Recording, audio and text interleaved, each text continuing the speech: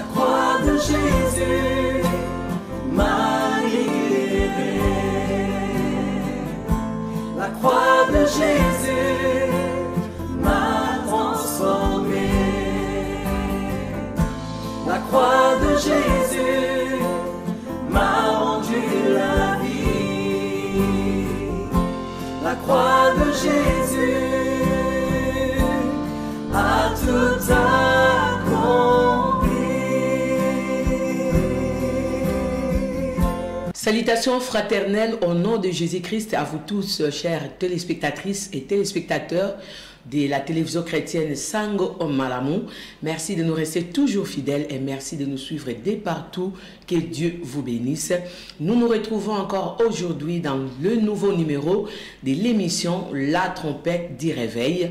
Cette émission qui est présentée par Mère Angèle Paka, mais nous avons comme invité le pasteur Daniel Bénard, pasteur titulaire de l'église l'Alliance La Croix Triomphante, ainsi que le pasteur Ignace Magoy. Que Dieu vous bénisse. Bonsoir pasteur Daniel. Bonsoir maman Angèle. Bonsoir papa Ignace. Bonsoir maman. Pasteur Daniel, merci de revenir sur ces plateaux parce qu'il y a beaucoup de téléspectateurs qui ont encore des questions par rapport au thème de la fois passée dans lequel nous avons parlé des érosions du cœur. Mais pour aujourd'hui, pasteur, qu'est-ce que les téléspectateurs peuvent retenir ou noter comme sous-thème? Sachant que l'émission va bénir beaucoup de gens, aujourd'hui nous avons prévu de parler sur les érosions qui menacent la famille et la nation. Wow. Donc les érosions qui menacent la famille et la nation. Et par quelle érosion allez-vous commencer?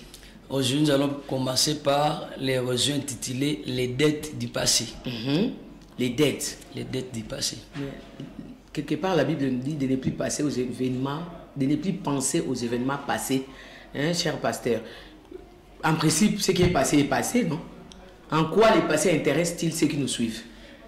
Quand nous lisons 1 Corinthiens chapitre 10, nous sommes au 6e et au 13e verset. La Bible nous parle du passé d'Israël.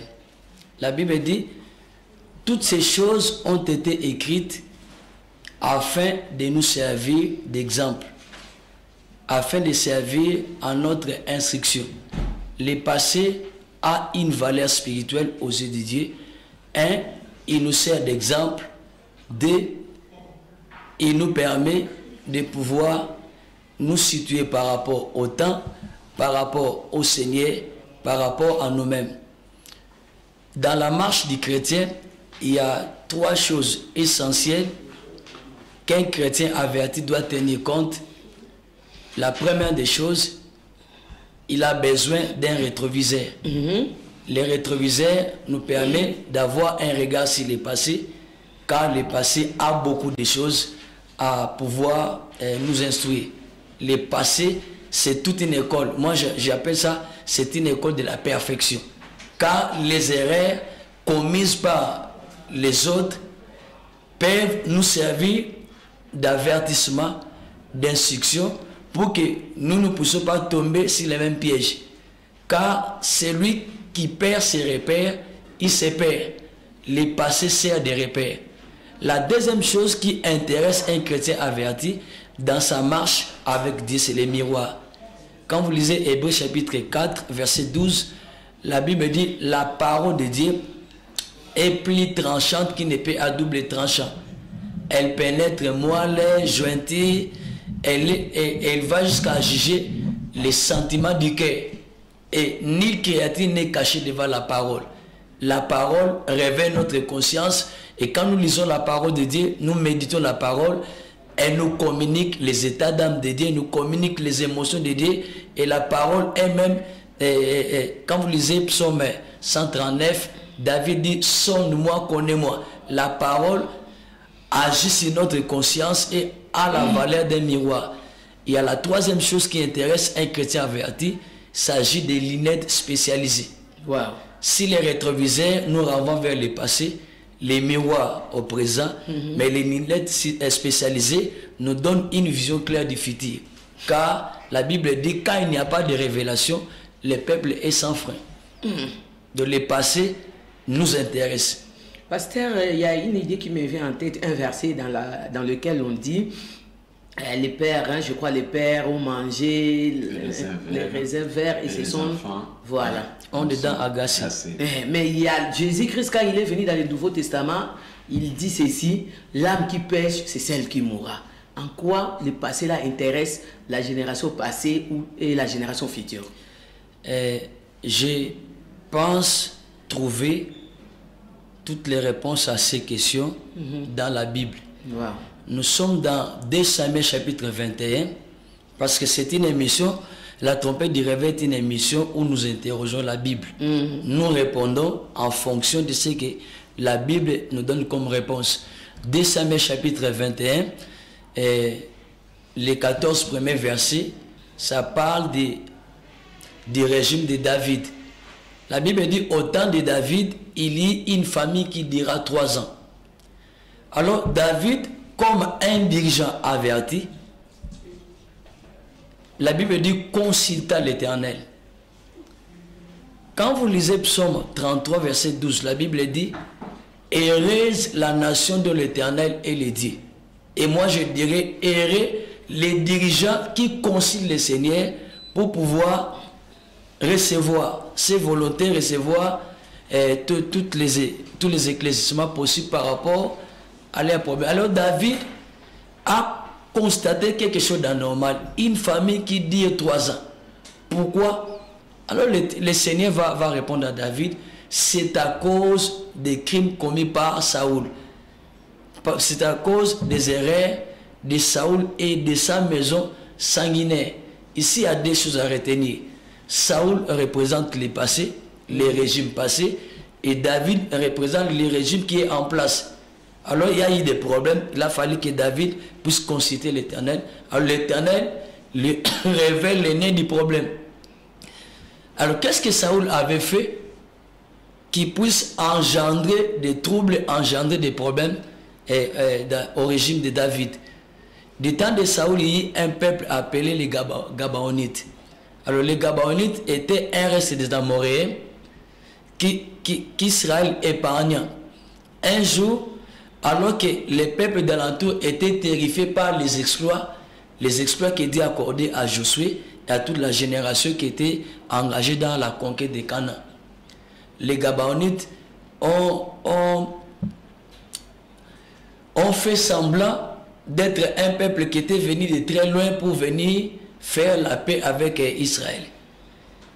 Ils se sont présentés devant Josué en lui disant, voici nous venons de très loin, la preuve en est que les pains sont usés, les habits que nous avons sont usés, nous avons entendu parler de la puissance de votre idée et nous voulons que vous et nous puissions conclure une alliance. Or c'était un peuple d'alentour.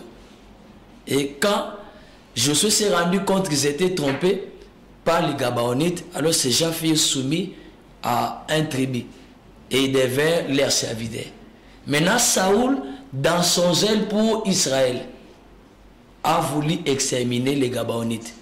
Alors en ces jours-là, il avait massacré quelques-uns d'entre eux. C'était du sang innocent versé dans un moment de paix. Vous savez que là où il y a des dettes, il y a toujours réclamation.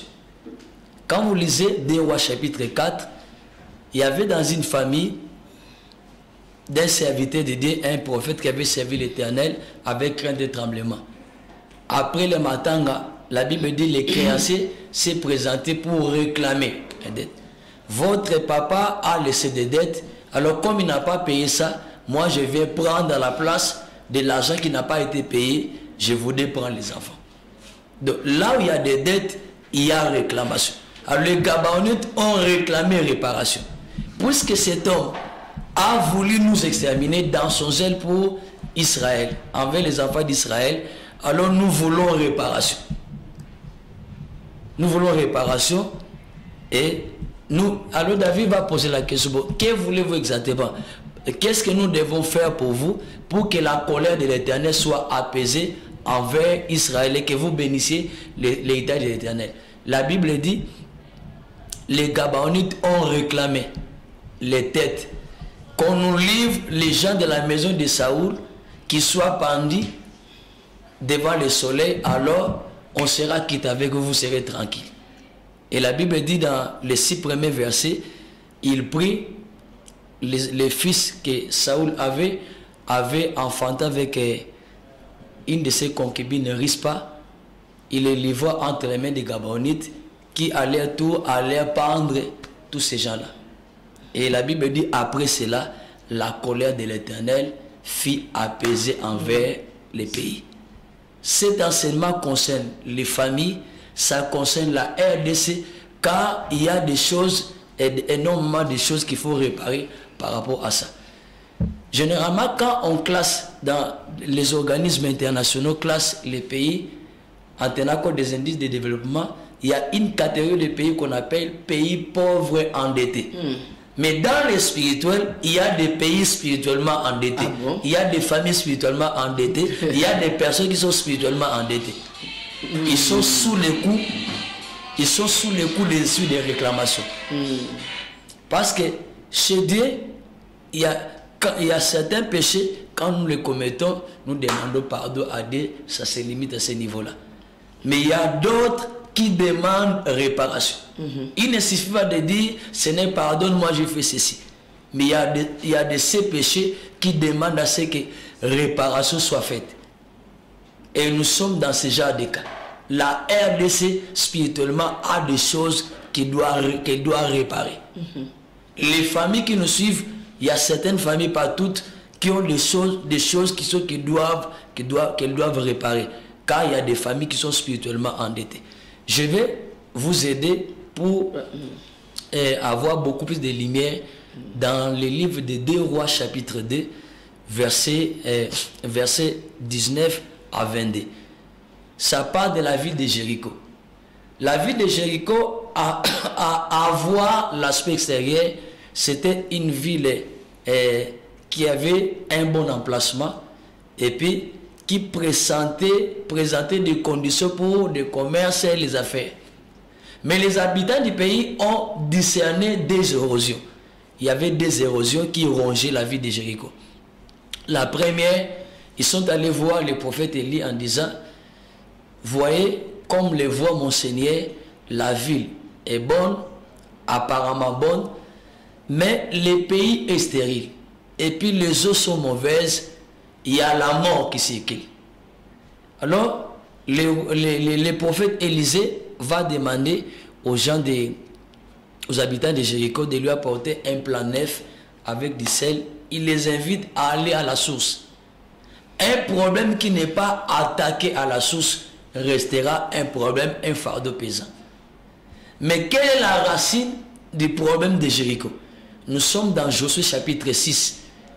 Les jours où la muraille de Jéricho va tomber, où la ville sera pillée par les enfants d'Israël, la Bible dit au verset 23 et verset 24, Josué prononça une malédiction contre la ville de Jéricho. Il va dire ceci: maudit soit devant l'Éternel quiconque s'élèvera pour rebâtir cette ville. Il en posera le fondement au prix de son fils aîné. Et il en fera l'inauguration, où il ouvrira les portes de cette ville-là au prix de son fils cadet. C'est ce qui arriva au temps du roi Akab. Certains péchés condamnent la terre. Non seulement condamnent la terre, ça condamne même les habitants. Et la terre a réagi en vomissant même les habitants qui ont commis des crimes. La RDC, c'est un pays qui boit le sang au jour le jour. Il y a beaucoup de familles qui sont sous le poids de Macky et Mabutu, qui sont réclamées. Parce que, pasteur, s'il vous plaît, excusez-moi, il y a des familles où chaque mois de juillet, chaque mois de décembre peut-être, ils ont un mort, un décès. Et en posant des questions, tu verras que la grand-mère est décédée de cette façon, la maman, l'oncle ou le petit-fils est décédé. Ils meurent tous d'une mort là un peu mystique, mystérieuse ou bizarre. C'est un rapport avec l'idée dépassée. Parce qu'on dit souvent en français, il n'y a pas de fumée sans feu. C'est qu'au départ, quelque part, il y a un feu qui a été allumé et puis vous avez les effets. Alors nous revenons sur les habitants de Jéricho. Josué va prononcer une malédiction. Maudit soit quiconque, parce que c'était un jugement de l'Éternel. La ville a été renversée. C'était parmi si la liste des villes dont les habitants devaient être rasés de la surface du sol à cause des abominations commises. Maintenant, au temps du roi Akab, il y eut un certain homme du nom de Hiel. Il était un ressortissant de Bethel. Il vint pour rebâtir la ville. Les premiers jours, on va poser les fondations. Son fils premier-né va mourir. Et les jours, au lieu d'arrêter les constructions, il a continué. Jusqu'au jour de l'inauguration. Le jour où on va inaugurer la ville pour qu'elle soit habitée, son fils cadet va mourir. Wow. Là, nous sommes dans un milieu qui est assis sur de mauvaises fondations. Les 100 versets. C'était premièrement la malédiction prononcée par Josué. Deuxièmement, les 100 versets. La ville était bâtie sur une mauvaise fondation. Sur des fondations renversées. C'est pourquoi la Bible dit dans Psaume 31, verset 11, quand les fondements sont renversés, les justes, que ferait-il? L'idolâtrie fait partie des fondements renversés. Les 100 versets fait partie des fondements renversés. La sorcellerie et les alliances de perdition font partie des fondements renversés. Il y a des familles qui ont pour fondement l'idolâtrie, la sorcellerie et qu'est-ce que c'est encore. Il s'est passé plusieurs années entre Josué et le prophète Élisée. Mais les gens de Jéricho ont eu la vie sauve quand ils ont pris conscience. Parce que Jéricho rebâti a existé même à l'époque du prophète Élie. Mais la délivrance est venue quand les habitants ont pris conscience. C'est alors que le Seigneur va révéler un chemin de délivrance, un protocole qui devait respecter et la ville a été restaurée. Là, vraiment, vous avez décortiqué la Bible, les pasteurs. Vraiment, c'est vraiment intéressant. Je suis convaincu que ces messages concernent plusieurs familles. Elles sont concernées et puis elles sont touchées. Mais est-ce qu'il y a une bonne nouvelle? Si oui, c'est laquelle par rapport à ces messages? La bonne nouvelle, nous la trouvons dans Luc chapitre 23. Là, pour les lecteurs de la Bible, je vous invite à lire les versets 41 jusqu'au verset 43. Les jours où on va crucifier notre Seigneur Jésus-Christ, d'un côté et de l'autre, il y avait des brigands. Des gens qui étaient condamnés pour leur passé. Pour des choses, des abominations, des habits qu'ils avaient commis dans le passé. Et j'aimerais vous faire remarquer que même le Seigneur Jésus est mort les dos tournés au bois. Wow. Il n'est pas mort en train de regarder les bois sur lesquels il était. C'est notre passé qu'il a crucifié. C'est pour notre passé, c'est passé qui nous réclamait que Jésus s'est battu à la croix. Amen. Il est mort les regards en nous regardant et les mains ouvertes pour dire qu'il y a de la place pour tout le monde. Ces deux hommes, il y a l'un qui se mettait à inciter, commençait à inciter Jésus. Oh non, si tu es fils de Dieu, alors sauve-toi et fais-nous descendre de cette croix. L'autre est conscient de sa responsabilité. Il va dire, mais toi tu ne crains pas Dieu. Si nous, on subit une mort comme ça, on connaît une fin honteuse, nous méritons ce que nous avons semé. C'est un part de son passé. C'est par rapport à ce que j'ai fait dans le passé, c'est le passé qui m'a amené jusqu'à celle-ci, que je meurs de cette manière-là. Ce n'est que justice. Mais lui n'a rien fait. Un innocent. Et se tournant vers Jésus va dire, Seigneur, souviens-toi de moi quand tu viendras dans ton règne. Quand vous allez en justice, il y a ce qu'on appelle la grâce présidentielle. Pour un condamné qui a été, pour une personne qui a été jugée, condamnée à 20 ans de prison, il y a possibilité qu'il bénéficie d'une mesure de grâce accordée par le président. D'ailleurs, on en a vu plusieurs fois dans notre pays. Mais j'aimerais vous dire qu'en rapport avec la grâce présidentielle, la grâce du président a des limites. À supposer que vous êtes condamné par un tribunal des États-Unis le président Félix ne paiera rien par rapport à la justice des États-Unis. Ou bien c'est la justice de la France qui vous condamne à 20 ans de prison. Malgré la bonne volonté qui peut manifester, la compassion qu'il peut avoir envers vous, lui il est limité, il est énorme. Voilà. Mais au ciel, nous connaissons un président qui est le président des présidents. Amen. Qui peut gracier un malfaiteur, celui qui a endeuillé des familles, il peut les gracier. Car la parole du roi a force de loi. Pour lui, quand il parle, c'est tout le monde qui doit exécuter. Et si je parle de la personne de Jésus, les brigands étaient à quelques pas de l'enfer. Et le diable déjà s'est frotté les mains pour dire, aujourd'hui encore une âme de plus en enfer. Mais à la dernière minute, il y a une équipe même à Kinshasa qu'on a surnommé Nzombo le soir. Ça c'est en foot. Mais au ciel, il y a un Nzombo le soir de Dieu. La grâce royale. Jésus lui dit, aujourd'hui, tu seras avec moi dans le paradis. Quand la grâce royale vous touche, elle est capable de changer la trajectoire de votre destinée. Les prophéties de la mort peuvent être converties en prophéties de la résurrection.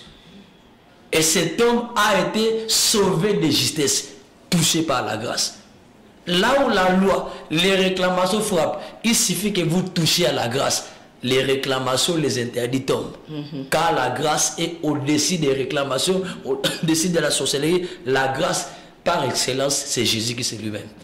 La Bible dit dans Tite chapitre 2, verset 11, car la grâce de Dieu, source du salut pour tous les hommes, a été manifestée. Jésus qui c'est la grâce manifestée. Qui peut gracier, sauver un péché. Même les plus grands péchés du monde, c'est lui qui est champion du monde en péché. Dieu peut lui faire grâce. Amen. Merci beaucoup, Pasteur Daniel. Chers téléspectatrices et téléspectateurs, nous rappelons que vous suivez l'émission La Trompette du Réveil avec le pasteur Daniel Bénin. Pasteur, de mes propres oreilles, moi-même j'ai entendu un pasteur prêcher dans l'église, s'il vous plaît. Vous pouvez pécher comme vous voulez parce que la grâce de Dieu est là. La grâce de Dieu surabonde. Quelle lecture faites-vous par rapport à cette prédication? C'est une grave déviation. Je pense en rapport avec la Bible, c'est un domaine où on ne peut pas, on doit éviter des sentiments, c'est la Bible. Le monde dans lequel nous vivons, s'il y a des troubles, la chute de l'homme a été causée par la fausse interprétation des Écritures. Exactement. Le diable a présenté au couple Adam un évangile tronqué. Dieu a-t-il réellement dit, il va leur présenter un Dieu jaloux de leur... Et pourtant, ces gens étaient si naturellement puissants. Mais il va leur dire, vous voyez, Dieu sait que le jour où vous allez manger de ces fruits, vous allez devenir comme lui. Donc, il va leur présenter un Dieu jaloux. Alors que la Bible dit, ton Dieu ordonne que tu sois puissant. La mauvaise interprétation des Écritures a plongé l'humanité dans le chaos. Si bien que Adam, qui était le représentant de la création, a péché, et par son péché, la mort s'est étendue sur tous les hommes. Quand vous revenez sur Tite chapitre 2, verset 11, on nous parle de ce que la grâce nous enseigne. La grâce ne signifie pas tolérance du péché. Au contraire, une personne touchée par la grâce doit cesser de pécher. La Bible dit, elle nous enseigne à nous abstenir des convoitises de ceci. Donc le pasteur disant, vous pouvez pécher parce que la grâce est là, c'est un évangile qui prépare les gens pour l'enfer. Ça n'a rien à voir avec l'enseignement de la grâce. Merci, exactement. Nous tournons notre regard vers le pasteur Ignace.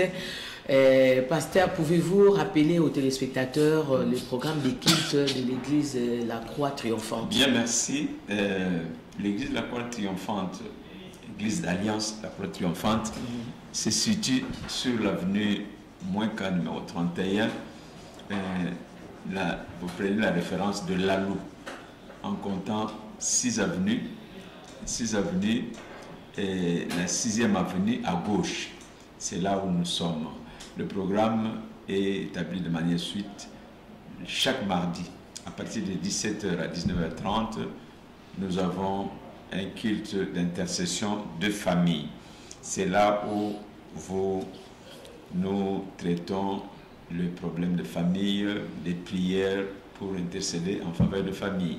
Le jeudi, plutôt, c'est là où nous avons notre culte de combat, culte de délivrance. Et ici, nous traitons des cas résistants, toujours à la même heure, 17h, 19h30. Et nous répondons également aux prières à domicile, prières de famille. Même pour les retraites, nous sommes disposés à aller vers la famille, prendre un moment de retraite avec la famille afin de traiter tous ces cas qui terrassent les familles, ces érosions qui rongent nos familles. Et nous avons aussi un rendez-vous pour le début de ce mois d'août. C'est ça que j'allais demander, est-ce que par rapport à ces sujets d'érosion qui concernent la famille, y a-t-il un rendez-vous que l'Église a fixé? Si, à partir du 8 août jusqu'au 13, dimanche 8 août jusqu'au vendredi 13, nous avons notre programme que nous appelons Montagne de prière. Montagne de prière, c'est en fait un séminaire d'enseignement et de prières intenses. C'est là où nous entrons en profondeur sur les services de délivrance. Nous suivons les cas de délivrance et ce sont des enseignements qui prennent pratiquement tous les jours de la semaine. Ici, c'est un programme un peu spécial. Nous le faisons à la nouvelle lune et à la pleine lune de chaque mois. Donc, nous avons ces rendez-vous-là et elles prendront cours le 8 août pour terminer le vendredi 13 août, toujours dans l'enceinte de l'église, la Croix Triomphante. Merci beaucoup, Papa Ignace. Nous revenons au pasteur Daniel. Pasteur, comment les téléspectateurs qui ont suivi ces beaux et grands sujets peuvent-ils vous joindre?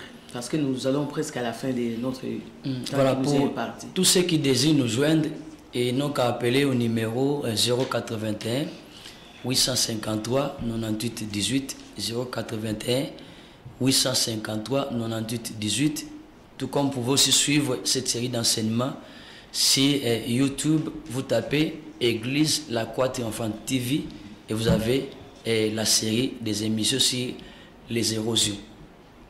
Et vous avez encore, je crois que le sujet a béni beaucoup de téléspectateurs. Vous avez encore beaucoup de choses à dire par rapport à ces sujets qui concernent les érosions. Est-ce que, si ce n'est pas un secret, pouvez-vous déjà nous donner les sous-thèmes, si possible, de notre prochain numéro et votre mot de fin? Et au cours de notre prochain numéro, nous allons parler sur les érosions dans les parcelles. Waouh! S'il y a des parcelles poubelles, il y a des parcelles. Des parcelles qui sont des lieux de tourment et il y a énormément de choses à dire autour des parcelles. Autour des parcelles. Et les thèmes que nous sommes en train d'aborder concernent toutes les couches sociales. Nous commençons par la famille, qui est la cellule de base. Nous remontons jusqu'au sommet de la nation. C'est un thème qui intéresse tout le monde dans tous les aspects de la vie. Raison pour laquelle vous qui êtes intéressés, vous qui avez été touchés par ces messages, vous n'avez pas à désespérer. La Bible dit un lion vivant vaut mieux, un chien vivant vaut mieux qu'un lion mort. Et avec Jésus, ce n'est pas encore trop tard. Il suffit de saisir l'opportunité que le Seigneur est tenté de vous présenter aujourd'hui. Contactez-nous, nous sommes prêts à vous accompagner par rapport à l'aspect du problème pour lequel vous êtes concerné personnellement. Et puis l'église La Croix Triomphante, pour les gens qui venaient de nous rejoindre en cours d'émission, c'est cette église-là qui était dirigée par les visionnaires prophètes Jean Tambi, que les gens appelaient affectueusement, surtout dans les milieux sepco, Papa Tambi, de celui les visionnaires que le Seigneur a appelé dans la gloire. Et nous sommes là dans la logique de la continuité de la vision que le prophète Jean Tambi a laissé. Mais il y a quelque chose qui intéresserait nos téléspectateurs, c'est que l'Église a engagé une opération appelée opération achat parcelle. Nous sommes locataires là, nous louons, mais nous avons depuis un certain temps, le Seigneur nous a mis à cœur de pouvoir organiser cette opération de collecte de fonds pour l'achat de la parcelle là où l'église se trouve installée. Je pense que votre contribution, que vous soyez à l'étranger ou au pays, sera la bienvenue. C'est ça, c'était notre mot de la fin. Merci beaucoup, pasteur Daniel Bena et pasteur Ignace Magoy, tous deux de l'église d'Alliance La Croix Triomphante. Ils étaient là pour répondre à vos questions parce que nous avons des érosions dans nos familles, dans notre nation, dans nos parcelles, dans l'église et parfois nous ignorons. Merci d'être venu, pasteur. Nous allons continuer la fois prochaine et nous remercions l'équipe technique qui nous accompagne toujours, Olvati Senga, Denis Maboukoulou, J.D. Lukaou ainsi que John Greg Mampouya et les autres, mais à vous tous aussi, chers téléspectatrices et téléspectateurs. Merci de votre fidélité sur la télévision chrétienne Sango Malamu. Si Jésus-Christ ne rentre pas nous chercher, nous allons nous retrouver les mercredis et les vendredis prochains. Restez branchés sur nos antennes et que Dieu vous accompagne. Soyez prudents et que Dieu vous bénisse. Au revoir. La croix de Jésus m'a libéré. La croix de Jésus m'a transformé. La croix de Jésus m'a rendu la vie. La croix de Jésus a tout